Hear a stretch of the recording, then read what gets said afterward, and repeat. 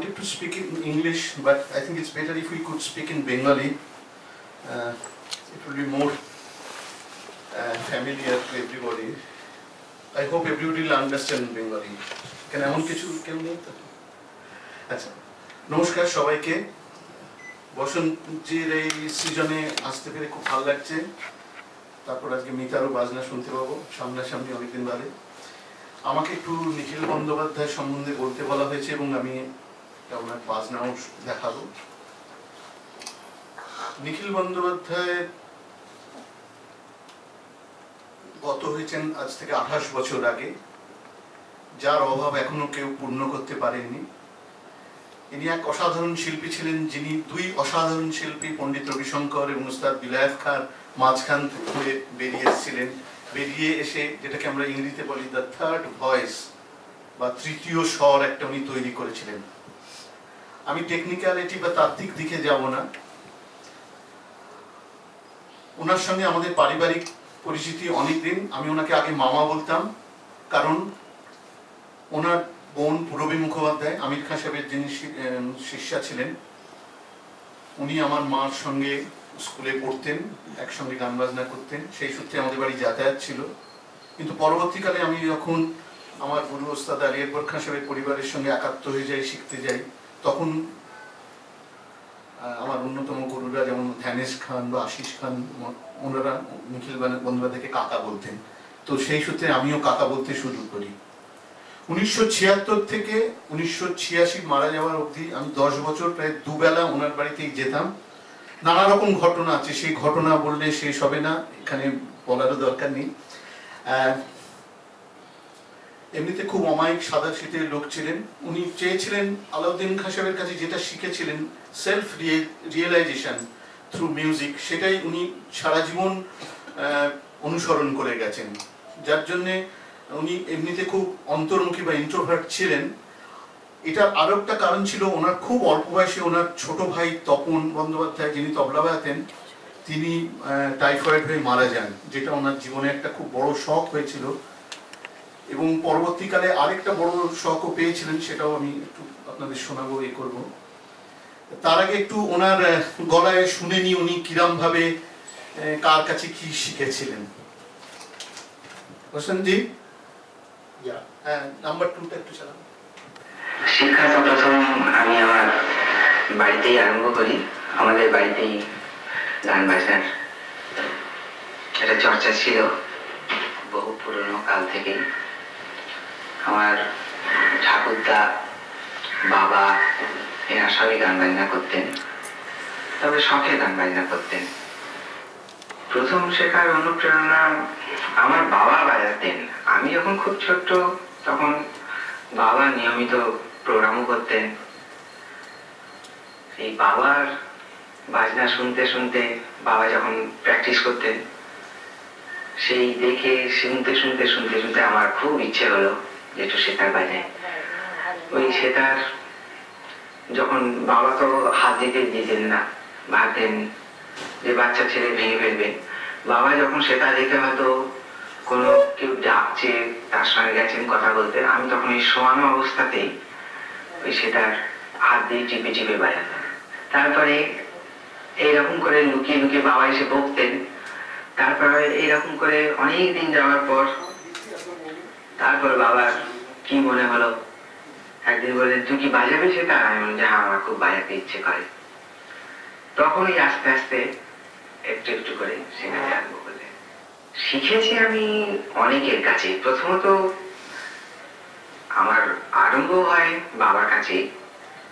আমার সেটার ধারা বা হাত কি করে রাখতে হয় সেটারে, আর এইগুলো যে গোড়াতে বাবা ঠিক করে দিয়েছিলেন, সেইগুলো কিন্তু আর আমাকে কোথাও বদলাতে হয়নি। তারপরে যখন আমি শেষকালে আলাউদ্দিন খান সাহেবের কাছে যাই মাইহারিতে, উনিও আমার হাত দেখে বলেছিলেন যে হাতের সেটিং খুব ভালো। তবে শিক্ষা করেছি আমি বাবার কাছে। বাবার এক বন্ধু ছিলেন, তিনিও মাঝে মাঝে বাড়িতে আসতেন, তিনিও মারা গেছেন। তিনিও শখের বাজাতেন সেটা, এত অদ্ভুত বাজাতেন। সে বাজনার স্টাইল এখন আর শোনা যায় না। পুরো বাজনাটা এই মেজরাবের কাজের ওপর ছিল, ডান হাতের বোলের ওপর দিয়ে উনি বাজাতেন। সেটা প্রথম তিনি যখন বাবার কাছে মাঝে মাঝে আসতেন, বাবা বলতেন যে আমার ছেলেকে একটু দেখিয়ে দাও। তারপরে উনি এসে আমাকে নিয়ে বসতেন, আমাকে কিছু কিছু করে শিখিয়েছেন। ওনার নাম ছিল বংশীধর রাও বলে, উনিও সার্ভে অফ ইন্ডিয়াতে কাজ করতেন। আচ্ছা। তারপরে একবার বাড়িতে বসে বাজাচ্ছি, হঠাৎ এক ভদ্রলোক বাড়ির মধ্যে হঠাৎ ঢুকে এলেন। তখন আমার বয়স বোধহয় 6 বছর কি 7 বছর। এসে বললেন যে বাহ, ছেলেটার হাতটা তো খুব ভালো, একে আমি শেখাবো। বাবা বললেন যে ঠিক আছে। তার নাম হচ্ছে জন অ্যান্ড্রুস গোমেজ। তিনি কিছুদিন আমাকে আবার শেখালেন। তারপরে আমি কলকাতারই বিখ্যাত সেতারবাদক ওস্তাদ মুস্তাক আলী খান সাহেবের কাছেও 4 মাস শিক্ষা করেছি। তারপরে রাধিকা মন মৈত্র, ওনার কাছেও আমি শিক্ষা করেছি। তারপরে আমি শিক্ষা করি ধ্রুপদ দামার আর আলাপ গৌরীপুরের মহারাজা বীরেন্দ্র কিশোর রায় চৌধুরীর কাছে। এবং ওনার কাছে বেশ 5-6 বছর শেখবার পর উনি আমাকে বললেন, উনি আমাকে পাঠিয়ে দিলেন মাইহারেতে। মাইহারে গেছি যখন, তখন আমার বয়স 16। মাইহারে আমি 5 বছর ছিলাম, আসা যাওয়া করতাম। তারপরে আর আলাউদ্দিন খান সাহেব তো এইরকম ধরনের লোক, যখনই যেখানে দেখা হয়েছে, কোন প্রোগ্রাম করতে গেছি সেখানে দেখিয়ে উনি দেখা হলেই যন্ত্র নিয়ে বসো আর শিক্ষা দিতেন। সেই হিসেবে বা আমিও যখনই সময় পেতাম তারপরেও মাইহারে যেতাম।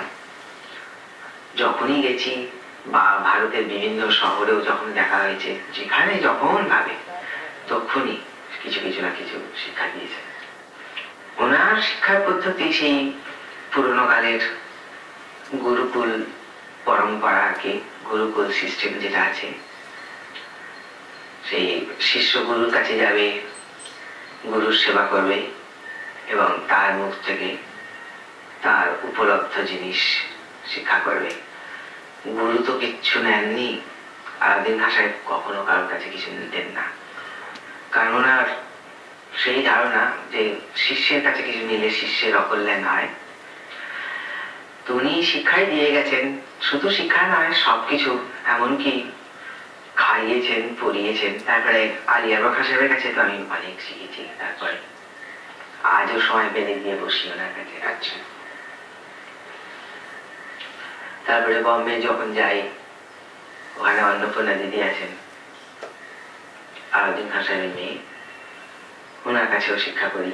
কারণ ওরা তো মহাগুণী, ওরা বলেন যে তোমরা কি যা বাজাও কিচ্ছু বাজাতে পারো না, এটা কিছুই হয় না।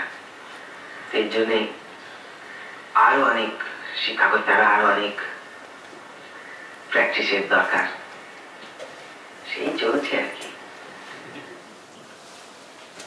আপনারা এতক্ষণ শুনলেন ওনার কণ্ঠে উনি কার কার কাছে শিখেছেন, বিশেষ করে আলাউদ্দিন খান সাহেবের কথা উনি বললেন। কিন্তু এই আলাউদ্দিন খান সাহেবের কাছে ওনাকে শিখতে দেওয়া হয়নি। অনেকে হয়তো জানেন, অনেকে জানেন না। এবং যে কয়েকজন ওনাকে মানে শিখতে দেননি, সেটা আমি নিজে না মুখে বলে, আমি আসুন বসেনজি একটু আমার আমাদের যেমন